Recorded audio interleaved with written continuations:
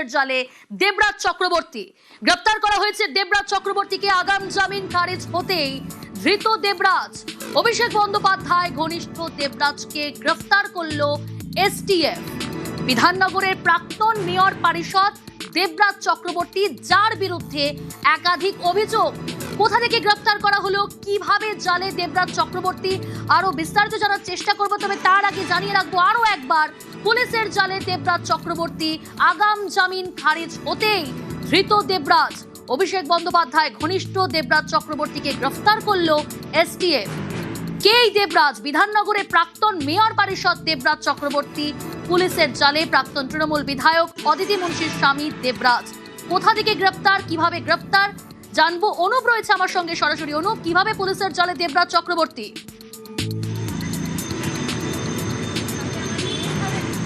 দেখো, বেঙ্গল এসটিএফের পক্ষ থেকে দেবরাজ চক্রবর্তী তৃণমূল নেতা, তাকে ইতিমধ্যে গ্রেপ্তার করা হয়েছে এবং পুরুলিয়া এলাকা থেকে সীমান্ত থেকে তাকে যেমন গ্রেপ্তার করা হয়েছে ইতিমধ্যেই, এবং ভোটের পরবর্তী ক্ষেত্র থেকেই দেবরাজ চক্রবর্তী তিনি কিন্তু গা ঢাকা দিয়েছিলেন এবং আগাম জামিন যখন খারিজ হয়ে গেছিল তার পরবর্তী ক্ষেত্রে তার যে ফোনের টাওয়ার লোকের থেকে শুরু করে তার কোনো কিছু পাওয়া যাচ্ছিল না।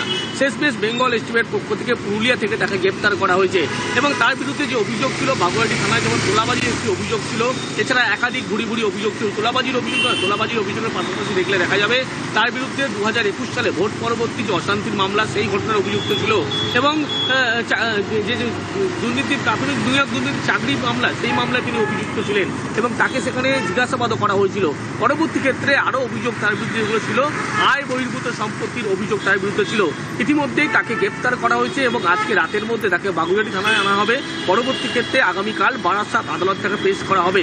নিজেদের হেফাজতে নেওয়ার আবেদন জানায়, তার কারণ এই দেবরাজ চক্রবর্তীর যে রকেটের গতি যখন উত্থান হয়েছিল, রকেটের গতিতে সম্পত্তির পরিমাণও কিন্তু দ্বিগুণ বেড়েছিল এবং দেবরাজ চক্রবর্তী প্রথমে দেখা যায় উন্নয়ন বসু প্রাক্তন মন্ত্রী, তার আত্মসহায়ক ছিল। পরবর্তী ক্ষেত্রে টিকিটের যখন দাবিদার করে এবং তার পরবর্তী ক্ষেত্রে তাকে সরিয়ে দেওয়া হয়। এরপরে অধীর রঞ্জন চৌধুরীর হাত ধরে কংগ্রেসের টিকিটে তিনি জয়লাভ করে। তার পরবর্তী ক্ষেত্রে গ্রেপ্তার হন, দমদম সেন্ট্রাল জেলে বন্দী ছিলেন। পরবর্তীতে জেতার পরে তিনি জামিনে মুক্ত হন। তারপরে অভিষেক বন্দ্যোপাধ্যায়ের হাত ধরে তৃণমূল কংগ্রেসে যোগদান। অভিষেক বন্দ্যোপাধ্যায়ের হাত মাথায় ছিল বলে দেবরাজ চক্রবর্তী কিন্তু রকেটের গতিতে উত্থান হয়েছিল। প্রথমে দেখা যায় তিনি কাউন্সিলর হিসেবে, তারপরে সেখানকার এমআইসি বিধাননগর পৌর নিগমের, তারপরে ব্যারাকপুর যে সাংগঠনিক জেলার তিনি দায়িত্বে ছিলেন, যুবর দায়িত্বে ছিলেন এবং একাধিক যে পৌরসভা, উত্তর চব্বিশ পরগনা জেলার পৌরসভা, তার কথাতেই কিন্তু উঠতে বসত এবং কাউন্সিলর থেকে শুরু করে চেয়ারম্যান, ভাইস চেয়ারম্যান কি হবে, দেবরাজ চক্রবর্তী তিনি ঠিক করতেন। এই দেবরাজ চক্রবর্তীর বিরুদ্ধে কিন্তু একাধিক অভিযোগ ছিল এবং ভোটে দেখা যায় 2021 সালে প্রথম অদিতি মুন্সি, তার স্ত্রী, তাকে কিন্তু সেখানে টিকিট দিয়ে তৃণমূলে জয়লাভ করান। পরবর্তী ক্ষেত্রে 26 নির্বাচন, সেখানে টিকিট দিলেও তিনি কিন্তু হেরে যায় অদিতি মুন্সি। তার পরবর্তী ক্ষেত্রে দেবরাজ চক্রবর্তী তিনি বেপাত্তা ছিলেন। ইতিমধ্যে দেবরাজ চক্রবর্তীকে পুরুলিয়া সীমান্ত থেকে গ্রেপ্তার করা হয়েছে বেঙ্গল এসটিএফের পক্ষ থেকে। বাগুইআটি থানায় তার বিরুদ্ধে তোলাবাজির মামলার অভিযোগ দায়ের হয়েছিল, সেই মামলার পরিপ্রেক্ষিতে গ্রেপ্তার করা হয়েছে। কিন্তু পুলিশের পক্ষ থেকে বলা হচ্ছে শুধু তোলাবাজির অভিযোগ নয়, ভোট পরবর্তী অশান্তি থেকে শুরু করে একাধিক তার বিরুদ্ধে এই মামলা রয়েছে, যেগুলো পরবর্তী ক্ষেত্রে তাকে অ্যাড করা হবে। কিন্তু এক্ষেত্রে বলা হচ্ছে যে বললে যে পুরুলিয়া সীমান্ত থেকে গ্রেপ্তার করা হয়েছে, সেই সীমানা থেকে যখন গ্রেপ্তার, তাহলে কি অন্য কোথাও পালিয়ে যাওয়ার চেষ্টা করছিল?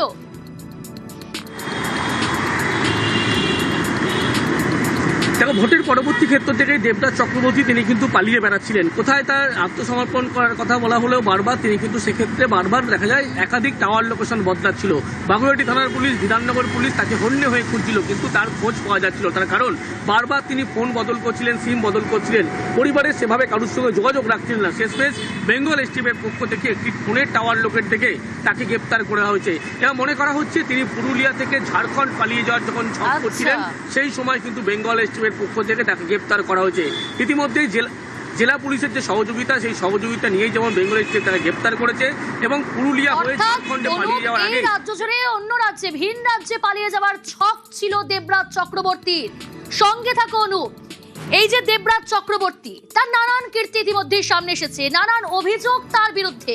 কি কি অভিযোগ এক ঝলকে আপনাদের সামনে তুলে ধরি। দেবরাজের কীর্তি: বেনামে 100 কোটির সম্পত্তি, তোলাবাজি, সিন্ডিকেট এবং জমি দখল। আর কি অভিযোগ? কেষ্টপুরের এক প্রমোটারের থেকে মোটা টাকা তোলাবাজির চেষ্টা, আয়ের সঙ্গে সঙ্গতিবিহীন সম্পত্তি। সেই প্রমোটার থানায় অভিযোগও দায়ের করেন দেবরাজের বিরুদ্ধে। নির্বাচনী হলফনামায় সম্পত্তি কমিয়ে দেখানো। 2021 সালে ভোট পরবর্তী হিংসায় যোগ দেবরাজ চক্রবর্তীর। একাধিক অভিযোগ দেবরাজের বিরুদ্ধে, নানান কীর্তি। কিছুদিন আগে রাজরাট গোপালপুর এলাকায় মুখ্যমন্ত্রী শুভেন্দু অধিকারী তিনি একটি জনসভা করেন এবং সেখানেও তোপ দেখেছিলেন দেবরাজ চক্রবর্তীকে নিয়ে। শুনবো। তরুণ আইনজীবী প্রতিবাদী যাকে আপনারা 27,000-এরও বেশি ভোটে জিতিয়ে একটা ডাকাতকে হারিয়ে দিয়েছেন। তরুণ জ্যোতিকে বলবো এফআইআর এর কপিগুলো, সার্টিফিকেট কপি তুলে আমার কাছে পাঠাবেন ভাই। আমি ওই ভাইবোর যে টেনিয়াটা এখানে ছিল আর কোথায় গেছে? অনেক মামলা দিয়েছে, অত্যাচার করেছে।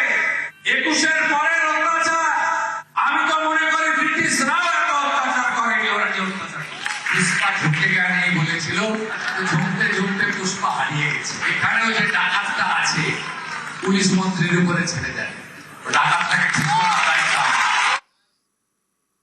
তবে একটা মামলায় গেছে, আরো মামলাগুলো আছে। দেবরাজ অবভিয়াসলি কান, মাথার নাম অভিষেক ব্যানার্জি। কারণ নর্থ 24 পরগনার দেবরাজ ছিল অভিষেক ব্যানার্জির এজেন্ট। চাকরি চুরি থেকে শুরু করে আমাদের কার্যকর্তা প্রসেনজিৎ খুন হওয়া থেকে শুরু করে প্রায় 1300 কোটি টাকার সম্পত্তি বানিয়েছিল। কিভাবে বানিয়েছিল, সোর্স কি, কিছু নেই।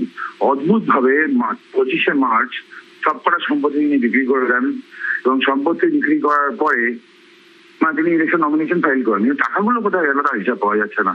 কথাও কইনি বলে এক পাবলিশারের নাম আসছে, তার কিছু লিঙ্কও আমি পেয়েছি। আগামী দিনে সেগুলো টানা হবে। অ্যাসেটস ডিসপ্রপোর্শনেট টু ইনকাম, রাফলি 1300 crore প্রপার্টি ওর এবং ওর বউয়ের নামে। অনেকদিন বলছি কীর্তন দেখেন হয়তো, কিন্তু কীর্তনের পিছনে ওই মুখের আড়ালে যে মুখোশটা, নোংরা মুখোশটা ছিল, সেটাও সামনে চলে এসছে। কোটি কোটি টাকার সম্পত্তি তার নামেও ছিল। অদ্ভুতভাবে সরকারকে ফাঁকি দিয়ে সম্পত্তিগুলো লুকিয়েছিলেন তারা। এবং সোর্স কি, আমি আবার বললাম 25/3/2026 প্রপার্টিগুলো বিক্রি করলো, সে টাকাটাই বা গেল কোথায় সেটাও কেউ জানে না। এর মধ্যে আরো অনেক কিছু আছে, জাস্ট ওয়েট করুন, আরো অনেক আনফোল্ড হবে, অনেক কিছু বের করা হয়েছে। আমি অনেক কিছু পুলিশকে তুলে দিয়েছি। অনুপ রয়েছে আমার সঙ্গে সরাসরি। অনুপ, ভবানী ভবনে নিয়ে আসা হচ্ছে দেবরাজ চক্রবর্তীকে নাকি বাগুইআটি থানায়?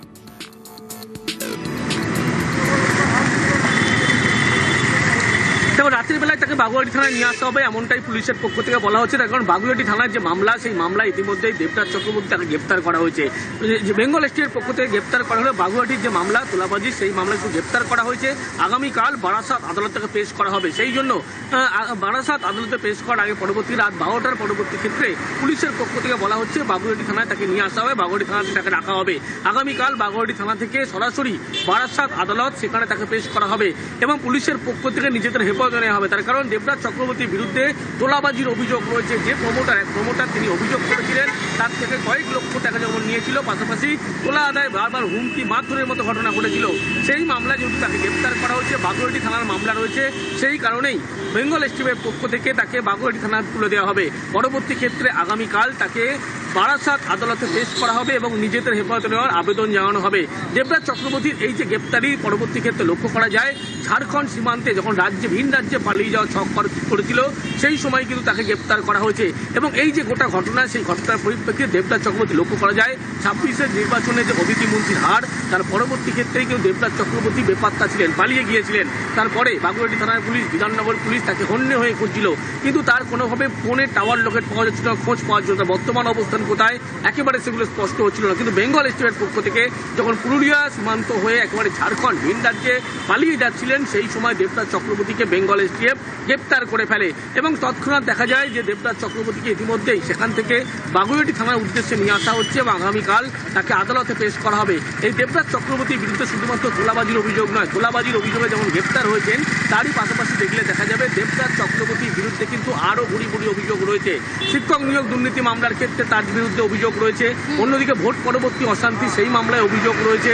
আবার দেখলে দেখা যাবে আয় বহির্ভূত সম্পত্তি, যে মামলায় দেবরাজ চক্রবর্তীর বিরুদ্ধে আমরা কথা বলেছিলাম, এই পুলিশের জালে দেবরাজ চক্রবর্তী এই বিষয়ে কথা বলেছিলাম মন্ত্রী তাপস রায়ের সঙ্গে এবং আরো এক মন্ত্রী স্বাস্থ্যমন্ত্রী শারদ মুখোপাধ্যায়ের সঙ্গে। তারা কি বলছেন শুনবো। আমার দুঃখ হয়, মা বাবারা নাম রেখেছিল দেবরাজ, এ তো দেখছি রাবণ রাজ। চারিদিকে চুরি দুর্নীতি। আমার মনে হয় যে এই চুরি দুর্নীতির থেকে এদের যেন তাড়াতাড়ি বেল ফেল না পেয়ে বেরিয়ে যায়, ওইটাই আমার ভয়। অনুসন্ধানকারী সংস্থাকে বাহবা এবং সাবাসী জানাই এবং আমাদের এই নাগরিক বৃন্দ যারা আছে পশ্চিমবঙ্গের নাগরিকদের যে দুর্নীতি মুক্ত বাংলা পেতে চলেছে মাননীয় মুখ্যমন্ত্রী শ্রী শুভেন্দু অধিকারীর নেতৃত্বে। এদের চুরি চামারি এখন রহস্য রোমাঞ্চ সিরিজের মতো হয়ে গেছে, যেখানেই হাত দেবেন তৃণমূলের সেখানেই গন্ধ বেরোচ্ছে। দুঃখজনক পরিস্থিতি। জবাব দেবে আদালতে, কি করে করলো ওর সম্পর্কে কারোরই অজানা ছিল না। এটা খুব দুর্ভাগ্যজনক এবং দুঃখজনক যে যেটা করে গেল তৃণমূল, রাজনৈতিক কর্মীদের সম্পর্কে মানুষের ধারণাটা বদলে দিয়ে গেল এবং রাজনীতিটাকে তৃণমূল তো আর একটা সরকার হিসাবে বা একটা রাজনৈতিক দল ছিল না। তৃণমূল হচ্ছে যে পয়সা কামানোর একটা সংস্থা, একটা ব্যবসায়িক সংস্থায় পর্যবসিত হয়েছিল। তো তারই একজন এসটিএফ এর জালে ধরা পড়েছে। দর্শকদের জানিয়ে রাখি, দেবরাজ চক্রবর্তী তৃণমূলের হেভিওয়েট কাউন্সিলর গ্রেফতার। সরাসরি কথা বলবো, প্রতিনিধি আবির ঘোষাল রয়েছেন নিউজ রুম থেকে। আবির, দেবরাজের বিরুদ্ধে ঠিক কি কি অভিযোগ রয়েছে? দেখো, প্রথমত তো জানাই হচ্ছে দেবরাজ চক্রবর্তী তৃণমূল কংগ্রেসের যে সেকেন্ড ইন কমান্ড যাকে বলা হতো, অর্থাৎ অভিষেক বন্দ্যোপাধ্যায় তার ঘনিষ্ঠ নেতা হিসাবে তিনি পরিচিত ছিলেন। এবং এই দেবরাজ চক্রবর্তীর স্ত্রী অদিতি, তিনি যখন 2021 বিধানসভা নির্বাচনে তিনি যখন লড়াই করলেন, তিনি যখন জয়লাভ করলেন এবং তারপর থেকে তাদের যে তৃণমূল কংগ্রেসের মধ্যে তাদের যে বহর যাকে বলতে পারা যায় বা তাদের যে পরিধি সেটা অনেকটা বিস্তৃত হয়। যদিও যে রাজনৈতিক বিভিন্ন কাজ এবং সেটা শুধুমাত্র রাজারহাট, নিউ টাউন বা বিধাননগর অংশের মধ্যে দেবরাজ চক্রবর্তীর তা সীমাবদ্ধ ছিল না।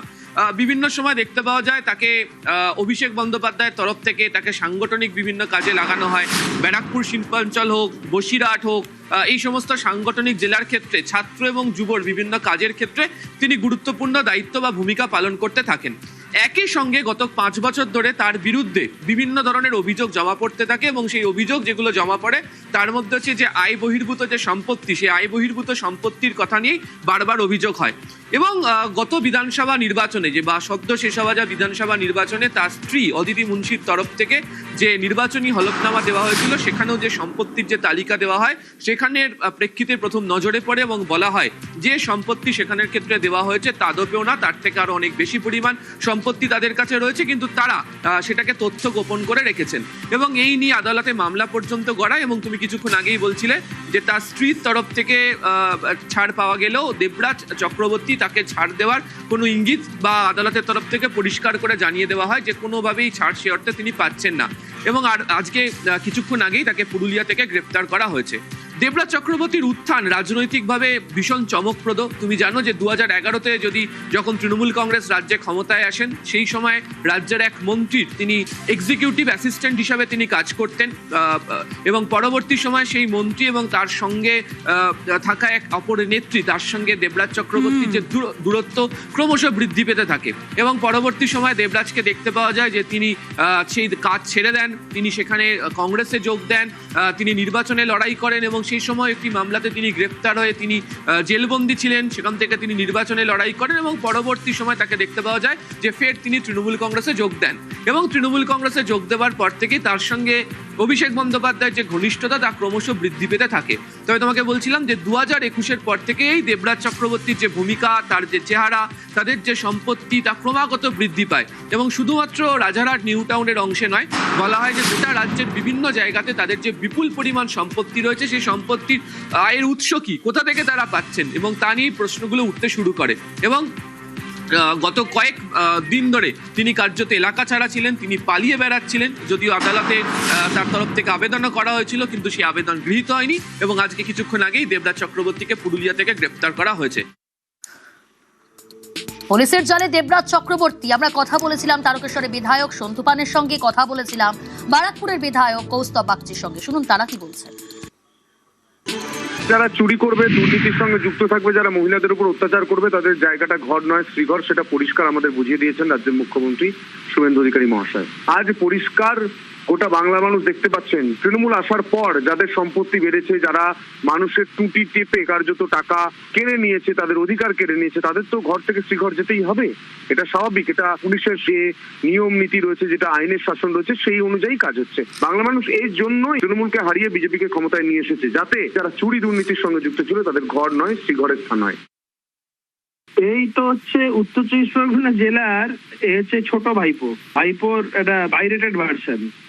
ভাইপো একে দিয়েই বহু ধরনের অকাম কুকাম এগুলো করাতো। যতদিন তৃণমূলের সরকার ছিল এই ধরনের গুন্ডা, সমাজ বিরোধী, এই ধরনের তোলাবাজরা দাপিয়ে বেরিয়েছে। দেবরাজ চক্রবর্তী এমন একজন যাদেরকে তৃণমূলের বিভিন্ন নেতাদের কর্মীদেরকেও যাকে তোলা দিতে হতো। তো খুব স্বাভাবিক আছে এই বিষয়টা হওয়ার। এখন আইনের শাসন এখানে যখন প্রতিষ্ঠা হয়েছে তো সেখানে সেইভাবেই কাজকর্ম হবে। এই মুহূর্তে টেলিফোন লাইনে যোগাযোগ করতে পেরেছি তৃণমূল বিধায়ক কুণাল ঘোষের সঙ্গে। কুণাল দা, নিউজ 18 বাংলায় আপনাকে স্বাগত জানাই।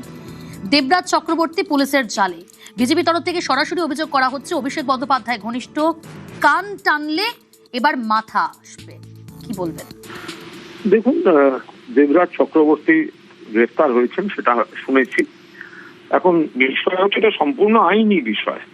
এবার দেবরাজ চক্রবর্তী শুনেছি তার আইনের বিষয়ে কোর্টের দ্বারস্থ হয়েছিলেন, বা একটা লিগাল প্রসেস চলছে, বা একটা তিনি তার মতো করে তার আইনজীবীদের নিয়ে কোর্টে তার বক্তব্য জানিয়েছেন ইত্যাদি। তারপরে আবার আজকে শুনছি অ্যারেস্ট হয়েছেন। ফলে এটা সরাসরি তৃণমূল কংগ্রেসের বিষয় তরফ থেকে এটা নিয়ে কোনো মন্তব্যই করতে চাই না। কারণ এটা একদিক থেকে যেমন আপাত দৃষ্টিতে মনে হয় যে, প্রথম কথা, কেসের মেরিট জানি না, কেন কি সেটা দেবরাজ বা তার লয়াররা বলতে পারবেন। এখানে আমি কথা বলতে যাওয়ার কোনো অর্থ হয় না। টাইমিংটা নিয়ে বলা যেতে পারে এই সময় দিকে দিকে তৃণমূল কংগ্রেসের নেতা কর্মীদের হ্যারাস করা হচ্ছে, আমি টাইমিংটা নিয়ে বলতে পারি, কিন্তু কেসের মেরিট নিয়ে আমি কোনো শব্দ উচ্চারণ করব না। এবার বিজেপি তাদের কথা বলছেন, আবার এটাও আমাদের তখন বলতে হচ্ছে যে তৃণমূলের কারোর বিরুদ্ধে কোনো অভিযোগ থাকলে পুলিশ যতটা সক্রিয়, যতটা ধরাধরি হচ্ছে, আবার তৃণমূল থেকে যদি একটু ডিস্টেন্স কেউ করে বা অন্য দলে থাকে বা অন্য শিবিরে থাকে, তাদের ক্ষেত্রে তো পুলিশ ওইভাবে সক্রিয় হচ্ছে না। মাননীয় মুখ্যমন্ত্রী প্রকাশ্য স্টেটমেন্টে বলছেন 70-80 খানা বেআইনি ইল্লিগাল কনস্ট্রাকশন, অথচ দেখা যাচ্ছে পুলিশ সেখানে কোনো ব্যবস্থা করছে না। আমি আবার বলছি, দেবরাজ চক্রবর্তী বা অ্যারেস্টেড কাউকে আমি ডিফেন্ড করছি না, কারণ আমি কেসের মেরিট জানি না। কিন্তু পুলিশের ব্যবহারটা পলিটিক্যালি একটা ডিমার্কেশন লাইনের মধ্যে পড়ে যাচ্ছে, একদিকে হচ্ছে আর কিছু ক্ষেত্রে হচ্ছে না। আমি সেইটুকু বলতে পারি।